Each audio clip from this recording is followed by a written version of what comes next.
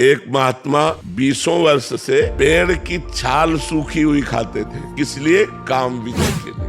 किसी भी तरह का शरीर में पुष्टता ही ना होगी तो काम क्या करेगा? अवस्थी मात्र हुए रहे शरीर, हड्डी हड्डी शरीर में रह गई थी और तपस्या करते। सूखी छाल जो पपड़ी होती है ना वृक्षों की, वो मार पाते, तो बस कोई भोजन नहीं, कोई पत्ता नहीं, कोई फल नहीं, कुछ नहीं। तो ऐसे हो गए थे। जब 20 वर्ष हो गए तो कामदेव प्रकट हुआ सामने, क्योंकि वो योग्य थे, और कहा हम तुम्हें परास्त करेंगे। तो उन्होंने मुस्कुरा के कहा तुम्हारी ताकत क्या कि तुम मुझे परास्त कर लो। बोले अच्छा चलते हैं। चला गया काम। दूसरे दिन जहाँ वो पपड़ी खाते थे ना, वहाँ हलवा लगा मिला, हलवा। अब उनका दिमाग काम किया कि जंगल में, घोर जंगल में बढ़िया सुगंधित घृत युक्त मिष्ठान, उन्होंने समझा मेरी तपस्या से डरकर प्रकट मुझे दे रही। मुंह मार मार करके जहां जहां पपड़ी खाते थे वहां हलवा लगा मिला, हलवा पाया। 20-25 दिन हुए, थोड़ा खून दौड़ा नस नाड़ियों में। अब एक दिन वो उस अपने टाइम से जाते थे उनका हलवा, तो जो टाइम से गए वहां पाने के लिए, तो देखा एक 16-17 वर्ष की लड़की हलवा लगा रही। वह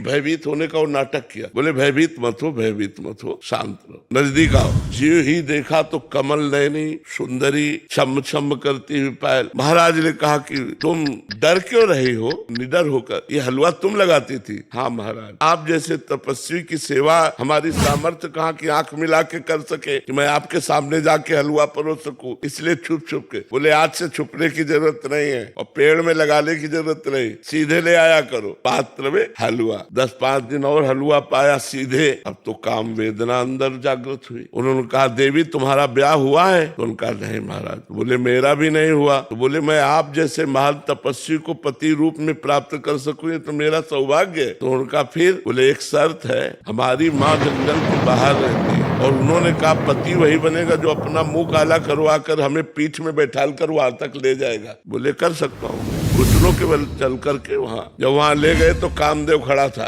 और बोला देख तेरी तपस्या को नष्ट नहीं करना चाहता, केवल ये दिखाना चाहता हूँ कि घुटनों केवल आया है एक मेरी माया के इशारे से। अगर मैं 5 बार संधान कर दूं तो तेरे हाल क्या होंगे? तो उन्होंने प्रणाम किया।